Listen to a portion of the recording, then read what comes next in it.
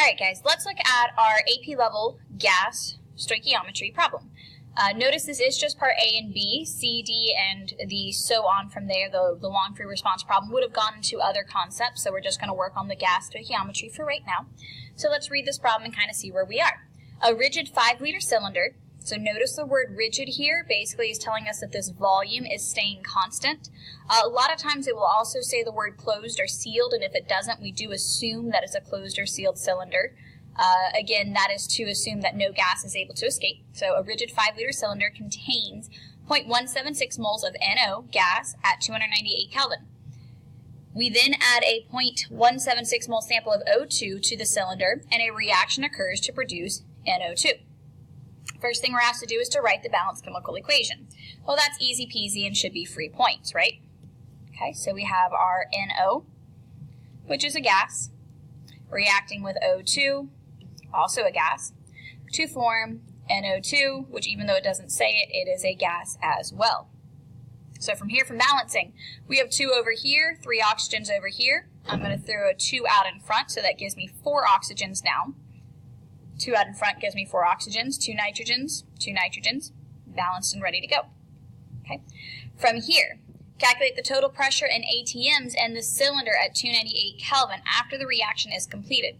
So this is a little bit more challenging. And what I want you to do, I want you to pause the video if you haven't already, and I want you to see if you can solve this on your own. Think through it, see what you have, see where you're trying to go, and see if you can figure it out. This is a little bit complex, so just be mindful, okay? Okay, so hopefully we actually took the time to pause it, go through and look at it. Let's check this out. We have 0.176 moles of NO, so I like organizing my thoughts by putting that underneath, or putting the numbers underneath the species it belongs to, and we also have 0.176 moles of O2. So we're given the starting values of 2 different species. What does that mean? It means we have a limiting reactant problem. I'm going to scroll up just a little bit so we can get all of that on one page. So, limiting reactant problem, we're going to take both these values to our NO2 and go from there. So 0.176 moles of NO for every 2 moles of NO, we have 2 moles of NO2. So that means we have 0.176 moles of NO2 being created from our 0.176 moles of NO. So we do the same thing for our oxygen. 0.176 moles O2 for every 1 mole O2, we have 2 moles of NO2. Okay? I don't know why I wrote that 2 so big. There we go. All right. So that means we end up with 0.176 times 2.352 moles of NO2. Okay, so what do these 2 values tell us? Well, they tell us that this is the actual amount of NO2 that forms, and this is not. And they also tell us that this guy is our limiting reactant, and this guy is our excess reactant. Why is that important? Notice what we're actually being asked to calculate here. Total pressure of the system after the reaction is completed. Well, total pressure is going to be of all the gases present at this point in time, or after the reaction has been completed. So that includes the NO, the 0.176 of NO, but then we also have to think back that limiting and excess tells us something. Limiting means all of this NO has reacted. Excess means that there is some leftover O2 in the system after the reaction has been completed. So it will be the 2 of these gases combined that will give us our total pressure. So we have to take into consideration both gases to be able to do our total math. Now here's the problem. Do we still have 0.176 moles of oxygen? No. We have to figure out how much oxygen is actually in the container after the reaction occurs. So 0.176 moles, so we're kind of calculating the excess, if you will, or not, if you will. We are calculating how much excess is left over. Okay, so for every 2 moles of NO2, we use 1 mole of oxygen, and we get our number of 0.176 divided by 2 of 0.088 moles of oxygen. Now, what is this? This is how much oxygen was used. Well, how much is still in the container? We don't really care how much is used. We care how much is still in the container because that's what's creating pressure or colliding against the walls after the reaction has been completed. Well, remember, we get that by taking our original 0.176 moles of oxygen, so this value right here, subtracting it from the 0.088 that was used, and we get 0.088 moles that was left over. Okay, now what do we do with this? Well, now we have our two gases, oxygen and NO2, that are in the system after the reaction has been completed. And if we're trying to calculate total pressure in the system, and we're not at a STP, we have to use PV equals nRT, where P is what we're trying to calculate. Volume, if we jump back up to our original problem, is 5 liters. N is moles. Now, which moles? Well, we're looking for total pressure, which means our moles will also be our total moles. So the 0.176 and the 0.08 have to be added together to be able to get that total value.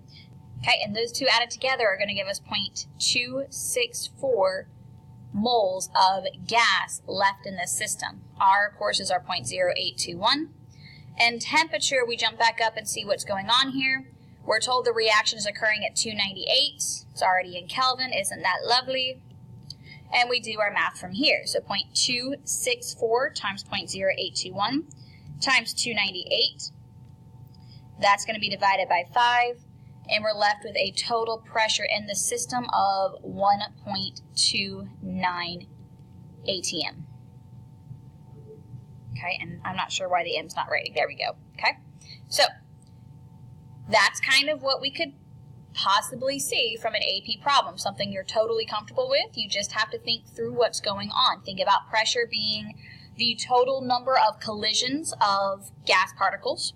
So then think about, okay, well, what gas particles are present at a certain point in time? In this case, it would be our product and our excess reactant, which is our O2. From there, we have to calculate how much O2 is actually left over after the reaction has occurred. Get our total moles, which are these two values. Add those together and do our stoichiometry from there. Okay. Another thing College Board likes to do, and you'll actually be doing a lab like this here shortly, is to use density of a gas to find the molar mass of a gas. So let's kind of talk about that and see what in the world is actually going on here. First off, what is density? Density is mass divided by volume. So if we are considering STP, if we wanted to think about it that way, we can actually calculate molar mass knowing that the volume of 1 mole of a substance at 22.4 liters and knowing its density. But unfortunately, we're not typically at STP when we do these problems. So we need to understand that density is mass over volume and understand that we could find it by knowing molar mass and molar volume. Okay, and if we're at STP, we know what those values are. Or we can find it using our ideal gas law. So knowing that N is mass of a gas divided by molar mass. So think about your stoichiometry where you take your grams and you divide it by your molar mass per 1 mole. That's where this guy is coming from. Okay, we have PV equals nRT, and we have density as mass divided by volume. So we're just going to kind of manipulate our variables a little bit here. So PV equals N. I'm now going to replace N with mass and molar mass. Okay, and I'm abbreviating these basically, times RT. Okay, from here, if I get rid of my molar mass on both sides, multiply by molar mass on both sides, I would get molar mass times pressure times volume equals my mass. Now this is not molar mass, this is how much of the gas we have, times RT. Divide by volume on both sides. Okay, and what that's now going to give me is molar mass times pressure equals mass divided by volume, and we can isolate that, gives us density, times R times T. So we can kind of use our ideal gas law and what we know, and keep in mind this equation is not on your formula sheet, but we can use this information to be able to manipulate. If we know density, calculate molar mass. Now, obviously, you don't have to do it this way. This is just one of the ways you can do it. The other way you could do it is you can calculate your amount of moles, plug that in here, know the mass of gas that you're starting with, and then you can solve for molar mass as well. So we can work through both ways if that is beneficial for you guys. Okay, so from here, let's look at a problem. So 2006 number 3, this is probably a continuation of C or D because we do have a different compound, which means there was something up here. You're more than welcome to look at the problem and look at it. A different compound which has the empirical formula CH2Br has a vapor density, so a density in general, of 6.00 grams per liter at 375 Kelvin and 0.983 ATMs. Using this data, determine the following. First thing we're asked is to calculate molar mass. So let's work out both ways. So if we go back here and grab this equation that we just calculated. Sorry, let me turn my, turn my sound off. I hit the wrong button. Come back here, grab this equation. Molar mass times pressure equals density times RT. So molar mass times pressure equals density times R times T. We can actually calculate our molar mass just using this straight equation. So molar mass times pressure, 0.983, is equal to a density of 6.00 grams per liter, okay, times R, 0.0821, and times a temperature of 375. And we can get a molar mass to equal 6 times 0.0821 times 375 divided by 0.983.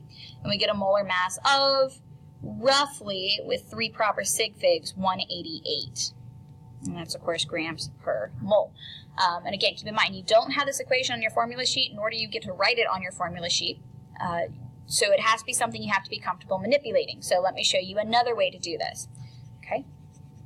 The other way is understanding that molar mass is simply our moles, or our grams, divided by our mole value.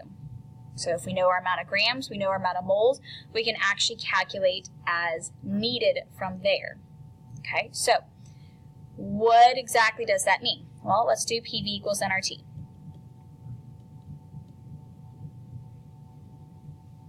Okay, first and foremost, I'm going to assume we have 1 liter of gas. Why? Because it's going to take care of itself when I jump back over here with that same assumption. You can assume anything you want in terms of volume, as long as you keep it consistent throughout the process. They don't really give us a volume, so it's okay. We can kind of grab one as long as our math stays true, and I'll kind of show you what I mean by that as we go through. So pressure is 0.983. Volume, I'm assuming 1 liter. And I'm calculating my moles. 0.0821 is, of course, my R constant. Temperature is 375. So from here we do our math. So 0.983 times 1, of course, is 0.983 divided by 0.0821 and divided by 375. That's how I do my math. N is going to be equal to 0.0319 moles. Now, I'm going to take this value and throw it up here. Okay, so molar mass is equal to grams divided by a mole. My mole value is 0.0319. Well, what in the world is my gram value? Well, let's go back up here. Remember I said I was going to assume 1 liter? Well, I can pick my gram value with that assumption because I know there are 6 grams per liter. So let's say I picked 2 liters, it would be 12 grams. Let's say I picked a half a liter, it would be 3 grams. As long as this ratio holds true, it doesn't matter what you pick for your volume, as long as you make sure you grab your right gram value. So because I picked 1 liter, I'm going to do 6 grams. So let's see what this gives us. 6 divided by that 0.039 gives us, when rounded, 188 grams per mole, which is exactly what we just calculated. Now, of course, from there, we keep going, calculating the molecular formula from here. This is from our empirical and molecular formula type stuff, so if you remember that being correct, we would take our CH2Br, calculate its molar mass, okay, which I get a molar mass for it of about 94, and then we compare 94 and 188, which is about 2, as our ratio, which means our molecular formula is twice as big as our empirical formula, so C2H4Br2. Okay, we'll end it here, guys. Thanks.